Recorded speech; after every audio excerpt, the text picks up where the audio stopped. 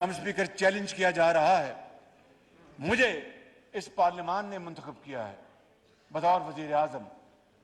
जनाब स्पीकर, अगर ये पार्लियामान एक फैसला करती है और अपने बहस के बाद एक नतीजे पे पहुंचती है और वो हुकूमत को और वो काबीना को पाबंद करती है, तो मेरा फर्ज है कि पार्लियामान के फैसले का एहतराम करना।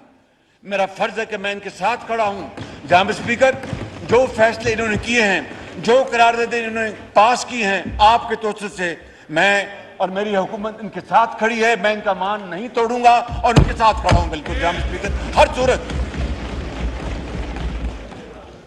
जनाब स्पीकर, यह हो नहीं सकता कि पार्लियामान कानून बनाए और कानून अपनी शक्ल इख्तियार करने से पहले अदलिया उसके ऊपर स्टे ऑर्डर दे दे। यह हो नहीं सकता, यह मुमकिन नहीं है। जनाब स्पीकर, यह हो नहीं सकता कि पार्लियामान आइन बनाए। 73 के आइन के हवाले से अभी हमने सेलिब्रेशंस पिछले हफ्तों हमने और उनकी खुशियां मनाई कि किस तरीके से हमारे बड़ों ने मिलकर वो एक आइन बनाया।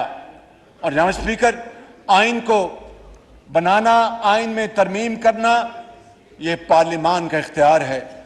अदलिया को आइन रीराइट करने का कोई इख्तियार नहीं, ये हो नहीं सकता। आज ये है वो कानून की खिलाफ वर्जी और आइन की खिलाफ वर्जी जो हो रही है। और जनाब स्पीकर, उसके ऊपर अगर पार्लियामान सदाए एहतजाज बुलंद करे, उसके ऊपर पार्लियामान अगर खड़े होकर ये कहे कि हम इसकी इजाजत नहीं देते, तो फिर उसके ऊपर जनाब कंटेम्प्ट का वार उसके लिए थ्रेट किया जाए, फैसले में लिखा जाए कि जनाब आपने हमारा हुक्म नहीं माना, तो इसका मतलब यह है कि आपका वजीर आजम जो मेजॉरिटी जो है हाउस की खो बैठा है। आज हाउस ने अपना फैसला दे दिया है। आज हाउस ने अपना फैसला दे दिया है और ये फैसला उनके लिए है जिन्होंने उस 3 मेंबर बेंच ने, और हम उस 3 मेंबर बेंच को नहीं मानते, हम 4-3 के फैसले को मानते हैं। हम 3 मेंबर बेंच के फैसले को नहीं मानते जनाब स्पीकर, हम 4-3 के फैसले को मानते हैं। और उसके लिए अगर जुल्फकार अली भुट्टो को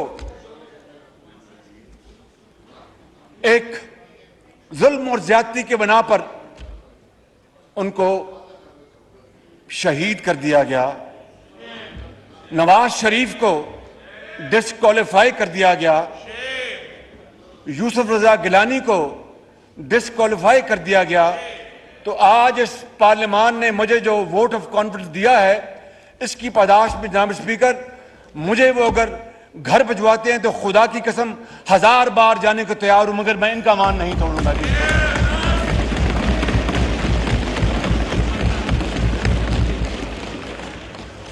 जनाब स्पीकर, मैं यहां पर यर्ज करना चाहूंगा कि हमें कहा गया कि जनाब गुफ्तगू करें। हम सियासतदान, हमारे पास ना बंदूक है ना तोप है, हमारे पास तो सोटी भी नहीं। यह हकीकत है जनाब स्पीकर, हमारे पास तो सोटी भी नहीं। चाहे वो 12 अक्टूबर हो या उससे पहले कभी के वाकयात हों, वो सोटी हिलाते आते हैं तो जनाब मामला खत्म हो जाता है। बिल्कुल हम तो बातचीत करते हैं आपस में बैठ के, उसकी शानदार मिसालें इस हाउस में बयान की जा चुकी हैं। मैं इसके बारे में आपका वक्त ज़ाया नहीं करूंगा। हमने खुद फैसला किया, मेरे पार्टी के हुकूमत के जो ज़ोमा हैं उन्होंने मुझे गाइड किया कि आप वज़ीर आज़म आप इनवाइट करें, सब हम इकट्ठे हैं, आप इनवाइट करें पीटीआई को। मुझे जमात इस्लामी के ज़ोमा मिले, मैंने पीटीआई को इनवाइट करने के लिए हमने मशवरा करके, हमारी पार्टी हमारी हुकूमत के अंदर बाज़ ज़ोमा ऐसे हैं जो बड़े सख्त इस मामले में वो अपना व्यू रखते हैं और जायज़ व्यू रखते हैं, लेकिन उनको भी हमने मिन्नत समाजत की कि बातचीत करने में कोई हर्ज नहीं है। तो हमने जनाब स्पीकर कल फैसला किया कि सेनेट में जो कि हाउस ऑफ फेडरेशन होता है, वहां पर हम बातचीत के लिए हम अपने नुमाइंदे भेजेंगे। हमने उसके लिए मशावरत की और इंशाअल्लाह आज उम्मीद है कि वहां पर हम बातचीत का आगाज कर देंगे। लेकिन जनाब स्पीकर, बातचीत का एजेंडा क्या होगा, यह है असल बात, कि पूरे पाकिस्तान में एक दिन इलेक्शन होगा, शफाफ इलेक्शन होंगे। ये बलूचिस्तान के जोमा बैठे हैं, वैसे भी बलोच सरदार, बलोच अवाम और वहाँ के पख्तून अवाम हमारे सरों के ताज हैं, मगर हमेशा और इनका गिला भी सर आंखों पर कि जनाब बलूचिस्तान के साथ ये ज्यादती हो रही है, ये हमारा मामला ठीक नहीं चल रहा, और इनका गिला सर आंखों पर। जनाब स्पीकर, आप जानते हैं, आपका ताल्लुक पंजाब से है, कि बड़े अरसे के बाद पंजाब के खिलाफ जो सही या गलत जो बातें थी वो पिछली दिहाइयों में थमी, और पंजाब बड़ा भाई नहीं बल्कि बराबर का भाई बनकर चारों सूबों के लेके चलना, वही पाकिस्तान का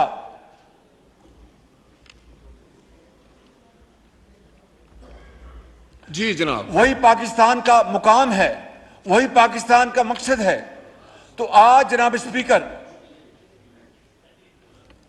स्पीकर, अगर सिर्फ एक सूबे में, मैं पूछता हूं, अदालत उज़्मा हर बात पंजाब में इलेक्शन की बात करती है, केपी तो उनको याद नहीं आया, एक लफ्ज केपी के बारे में नहीं कहा।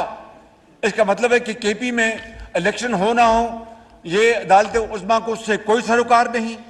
जहां स्पीकर, ये पाकिस्तान है, ये फेडरेशन है, ये चार इकाइयां हैं जो मिलकर पाकिस्तान बनाती हैं, अजीम कुर्बानियां दी हैं अजीम मकसद के लिए। और अगर आप सिर्फ एक सूबे में बास जो पार्टीज हैं, बल्कि एक पार्टी है, उसका एक मजमूम इरादा है कि वो यहां पर जमहूरियत की आड़ में फाशिज्म लेके आना चाहते हैं, डिक्टेटरशिप लेके आना चाहते हैं। जनाब स्पीकर, उनका दौर हमने 4 साल में देख लिया, भुगत लिया, लेकिन ये अल्लाह ताला के बेपाया फजलो करम है कि हमने और मेरे तमाम साथियों ने बड़ी जुर्रत के साथ उसका मुकाबला किया। इनकी तरह नहीं कि एक दिन जेल में गए तो रोना शुरू कर दिया। अल्लाह ताला बचाए हमें इस तरह की जुर्रत से कि अगर वक्त बुरा आ गया है तो फिर खड़े हो और उसका मुकाबला करो। जनाब स्पीकर, मैं यहां पर इस हाउस में ऐसे ऐसे लोग बैठे जिन्होंने 10-10, 15-15 साल, 5-5 साल, 3-3 साल जेलें काटी हैं। तो मैं ये आपको कहना चाहता हूं कि पंजाब में अगर सिर्फ पंजाब में इलेक्शन होंगे 6 महीने पहले, तो उसका क्या पैगाम जाएगा कि पंजाब खुदा न खास्ता एक्सप्लॉइट कर रहा है पाकिस्तान के बाकी सूबों को। मुझे बताएं आप कि सबसे बड़ा सूबा है आबादी के लिहाज से, अगर वहां पर एक पार्टी जीतती है या दूसरी पार्टी जीतती है, तो उसका फिर 6 महीने बाद जो बाकी पाकिस्तान में इलेक्शन होगा बशमोल वफाक के, उसका क्या असर पड़ेगा? क्या वो शफाफ इलेक्शन होंगे? क्या वो पाकिस्तान को आगे लेके जाएंगे? जनाब स्पीकर, इससे मजीद मसाइल खड़े होंगे। इसलिए हम कहते हैं कि जनाब एक दिन इलेक्शन हो और वो शफाफ इलेक्शन हो। उसके लिए अगर पीटीआई तैयार है तो हम आज अपना वक्त, हमने उसको नामजद कर दिया है, उनके साथ जाके बात करेंगे।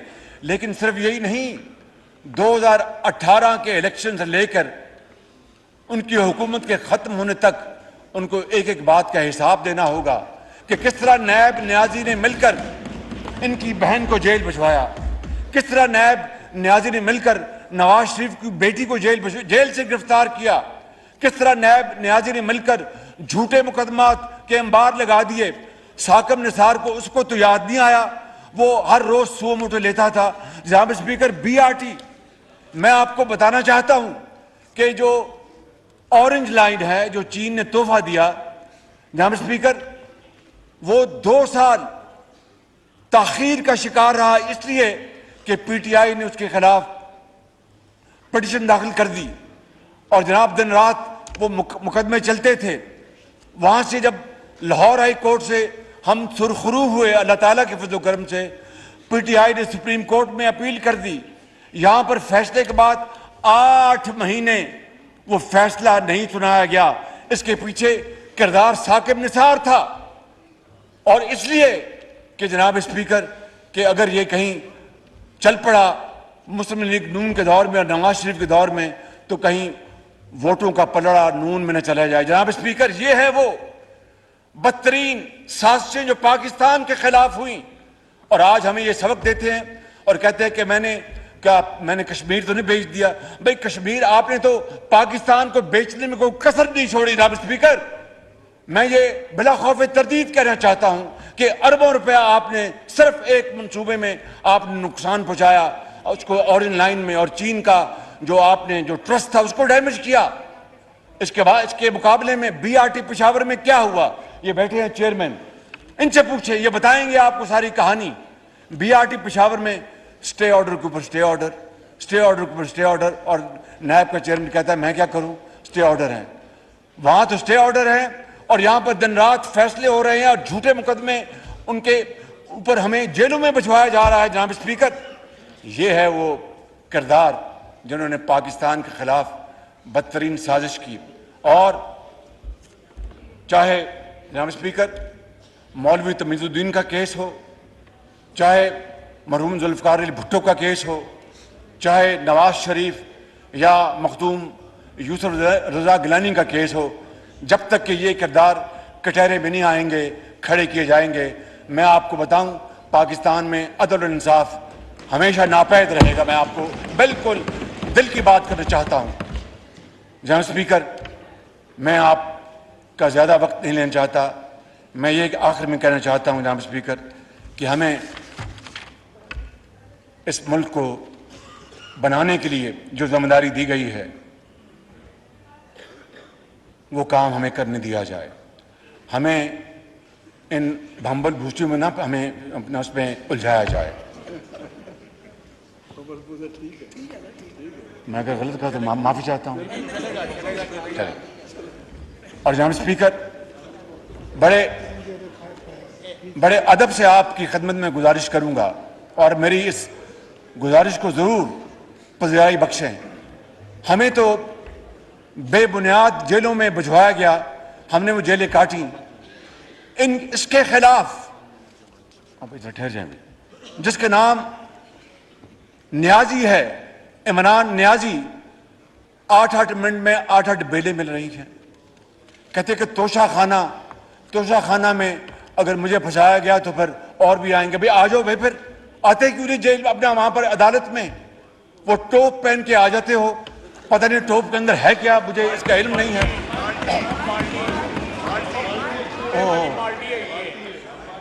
बाल्टी पर, अच्छा बाल्टी है वो, अच्छा मैं समझा कि वो टोप है। मैं सॉरी जनाब स्पीकर, वो बाल्टी या टोप पहन के आ जाते हैं। अच्छा, तो मैं ये कहना चाहता हूं जनाब स्पीकर कि ये जो सिलसिला है ये अदलिया के लिए एक बड़ा सवाल है कि एक तरफ 8-8 मिनट में 8-8 बेलें दी जा रही हैं। हर केस में उनको कहा जा रहा है कि जनाब आप वीडियो के जरिए आ जाएं, और दूसरी तरफ अगर हम में से कोई 1 घंटा नायब की अदालत में ताखीर से पहुंचा तो वारंट ऑफ अरेस्ट शुरू हो जाते हैं। जनाब स्पीकर, ये वो दोहरा मेयार है, ये वो दोहरा मेयार है जिसने इस वक्त पाकिस्तान के अंदर निजाम अदल को दफन कर दिया है। और मैं फिर आज आपकी खिदमत में ये बात रखना चाहता हूं और आपके तोसत से अदालत उज़्मा से पूछना चाहता हूं कि हमारे यहां तो नायब न्याजी गठजोड़ का एक झूठा एक पर्चा इशू होता था तो रातों रात छापे पड़ते थे। मैंने मोहतरमा फरियाल तालपुर साहिबा की बात की, ईद के दिन चांद रात थी। मैं अपनी बात नहीं करना चाहता, लेकिन दिल दुखता है जब मेरी बेटियों के घरों को जनाब स्पीकर पुलिस ने घेरे में ले लिया। जनाब स्पीकर, इनके गोद में एक जज बैठा है जिसके खिलाफ अरबों रुपए के संगीन करप्शन के इल्जामात हैं। उनका क्या किया इन्होंने कितने जजों को करप्शन के ऊपर घर भिजवाया। जनाब स्पीकर, पहले अपने गले में झांकना होगा, अपना एहतसाब करना होगा, फिर आप किसी और से पूछें फिर आपको इज्जत भी मिलेगी और पजीराई भी मिलेगी। मैं समझता हूं कि आज पूरी कौम ये जानना चाहती है। जनाब स्पीकर, मैं अगले दिन कोट लखपत जेल में गया। बिलावल भुट्टो साहब भी एक दफा आए थे, उनको मैंने सूप पिलाया था वहां पे, और उन्होंने सूप की बड़ी तारीफ की थी कि शहबाज शरीफ साहब आपने बड़ा अच्छा सूप पिलाया है। मैंने दिल में दुआ की कि अल्लाह ताला खैर करे, आप खैरियत से यहाँ से जाएं। सूप मैंने जो पिलाया है वो बड़ी मोहब्बत से पिलाया आपको। जनाब स्पीकर, वहां पर सैकड़ों कैदी मौजूद हैं जिनकी जमानतों की बेलें 8-8 साल से सुनी नहीं गई। यहां पर एक लाडले के लिए सुओ मोटो आ जाता है। जनाब स्पीकर, ये जो सुओ मोटो जो है ना जनाब speaker, this has to be corrected. और आज उस कानून को इन्होंने कह दिया है कि यह कानून जामद रहेगा जब तक कि अदालत फैसला नहीं करती। ये इंसाफ नहीं है, ये सीनाजोरी है। ये सीनाजोरी जनाब स्पीकर कि इस पार्लियामान के तकद्दुस को चैलेंज किया जा रहा है, पार्लियामान की आईनी हैसियत को चैलेंज किया जा रहा है, उनसे पूछगिछ की जा रही है। जनाब स्पीकर, मैं यहां पर अल्लाह ताला का एक खताकार बंदे के तौर पर खड़ा हूं। मैं खितामन ये कहूंगा कि पार्लियामान की इज्जत तौकीर और उसके एहतराम, उसके आईनी इख्तियार को दुनिया की कोई ताकत नहीं छीन सकती। ये इंशाअल्लाह इख्तियार इनके पास रहेगा, ये इस्तेमाल करेंगे और ये पाकिस्तान इसी ऐसी आइंदा आने वाली मुंतखब पार्लियामान की बदौलत इंशाअल्लाह तरक्की करेगा। मैं आपका और आप सबका एक मरतबा फिर शुक्रिया अदा करता हूं और ये कहना चाहूँगा कि इंशाअल्लाह मैं इस पार्लियामान का हिस्सा हूं, मैं आपके साथ खड़ा हूं, आपके साथ रहूँगा। पाकिस्तान पाइंदाबाद।